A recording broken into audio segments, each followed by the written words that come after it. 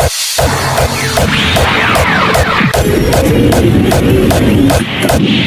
だ一つ確か成果しか。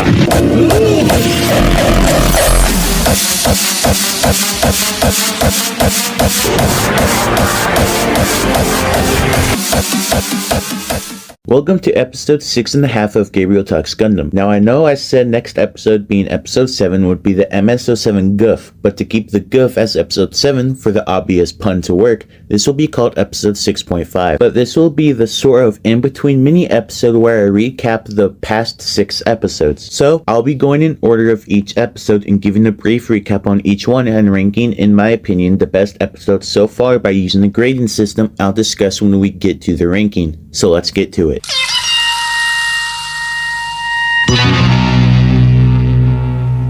So, in episode 1, I explained the Universal Century and how it's the longest running universe in the franchise starting in 1979. I also go on to explain that the Universal Century started at the end of the Anno Domini era, or AD. I also show how Gundam Unicorn mentions that the Universal Century started at the end of AD. After explaining the Universal Century, I go on to explain the formation of the EFF, the Earth Federation Forces, and how there is no official date on when the Universal Century started. I also explain how humanity started to build huge colonies and go to space, and that one of the sides, that usually make up of 40-something colonies, started to have a growing resentment of the EFF and his neglect and bureaucracy, and were seeking to become independent from the EFF, this being Zeon. I discussed how it led to the 1-year war that lasted from 0079 to 0080. I explained how Zeon, though being smaller than the EFF, still managed to start beating back the EFF with the introduction of the mobile suit. I also go on to explain how Zeon started to test out suits with the mobile worker, which was just a working suit, and how they ended up being used as testing for weaponized mobile suits. I go on to discuss the YMS-03 WAF and how it used the new smaller fusion reactor and how it led to the Zaku 1 and Bagoo.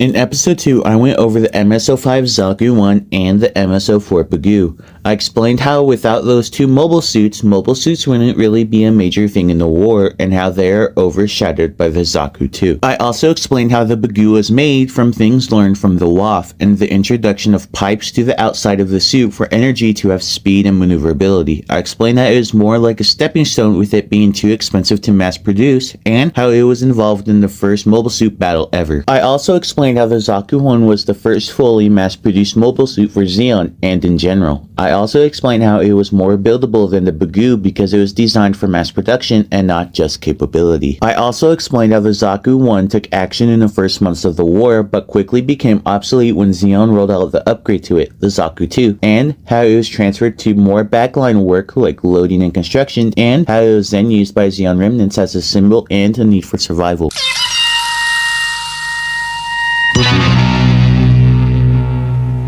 In episode 3, I explained a lot. I explained the Zaku 2 A, C, and F. I also talked about the RCX-7602 gun cannon first type, RTX-65 gun tank early type, and the gun tank prototype. I explained how Zeon replaced the Zaku 1 with the Zaku 2, and how Celia Zabi forced the upgrade to the MS-06A because the A variant was not good. I talked about how Zeonic Company, the manufacturer of the suits, went back to the drawing board and added a few things to the A to make it the C, such as a spiked shoulder and the shield on the other arm. I then explained how the F was the replacement of the C and how it was the most famous and mass-produced of the Zakus and became the main suit. I explained how the Zaku 2F was also the version of the Zaku 2 to carry the most variants. I also explained how many Type Fs survived the war and served for many years after its production. I also explained how it was heavily updated compared to past variants. I then explained the RTX-65 gun tank early type and how it was designated a main battle tank. I also explained its history and how future Zeon ace Char Aznable would pilot it at such a young age to escape a colony he was on, and how it was the EFF's first try at the new kind of weapons. I also explained the RX-75 gun tank prototype and how it was part of Project V, which also included the RX-78-2 Gundam and RX-77-4 gun cannon, both being prototypes as well, and how it used the core block system, which had a fighter aircraft in the middle to allow the pilot to escape. I then went to explain the gun cannon early type and how it was still classified as a main battle tank and not a mobile suit, oddly enough, and how it mirrored the developments made in the Xeon suits. I also said how it was developed from 2 evaluation units. I also explained how they were used in the first ever mobile suit battle on Mare Smithy on the moon's surface. I then went to discuss the mass production version of the RX-75-4 gun tank and how it is more of a tank and it being more developed and better, and how the core fighter was removed from the tank and how its cannons can be exchanged for different things for different purposes.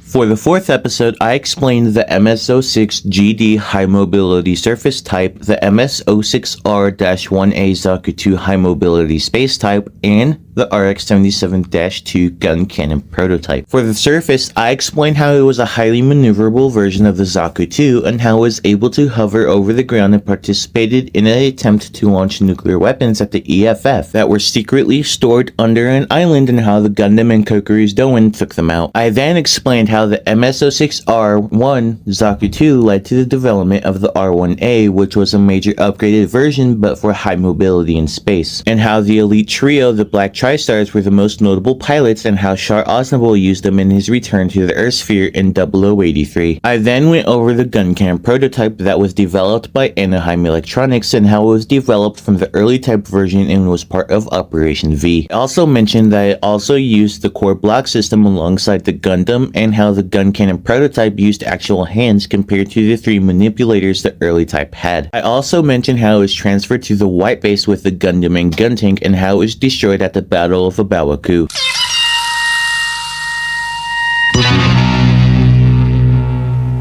In episode 5, I discussed the RX-78-1, -2 and -3 prototypes. I explained how the RX-78-1 prototype Gundam and how it was being secretly developed under the name Operation V alongside the gun tank and gun cannon. I also explained how it was the testbed for the RX-78-2, the second version that had 3 versions produced but as Side 7, and how it was attacked by Char Aznavour, which I want to say now, we will see a lot of this guy in later episodes to come. He's just standing there, menacingly! I also show how 2 of the 3 RX-78-2 units produced were damaged and clobbered up into the G3 while being transported to Jaburo. I then explained the G3, which is just the name given to the RX-78-3 Gundam prototype, and how it was a little upgraded version of the -2 with just magnetic coding systems applied to it to make it more responsive, and was applied to the -2 later on. Then I explained the Star Child of Gundam, the RX-78-2, and how it was the peak of the Operation V project. It also had a learning computer and led to the gym, and that it had the same core block system as the gun tank and gun cannon, and how it and the 3 other Operation V suits were destroyed at Abawaku, the final battle of the 1-year war.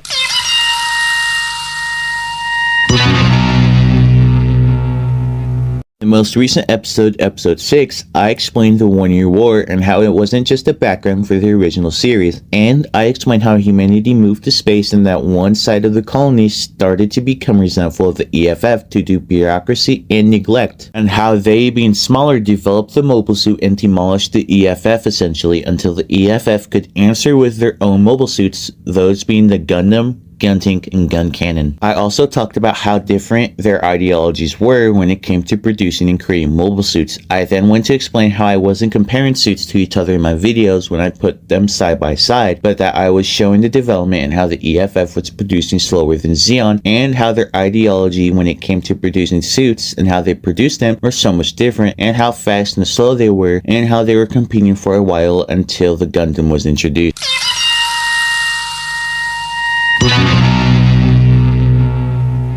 Now for the rankings. I rank the episodes in this way. I will base them off editing, audio quality, and how good they were produced. For the last place in which I'll start, I'll be putting episode 2. My editing wasn't that great. but it has improved heavily and because I forgot some stuff and some things didn't work. The audio quality was decent, but I forgot to turn the volume up on some things. The overall production was decent, but not so great, so I'll put this at 6. For rank 5, I'll put episode 1. The editing was great for a first episode, but when looking at the most recent episode, it wasn't amazing. The audio was better than episode 2, but that was due to me having more time. The overall production was better than the second episode, but has improved since, so that placement will be 5. For placement 4, I'll do episode 3. The editing was a step up. I was more thorough with the editing. Audio was also a step up because it was clearer. The overall production was better than 1 and 2. For placement 3, I'll put episode 5. The editing was way better and I added a clip which was different for me. The audio was also great. The overall production,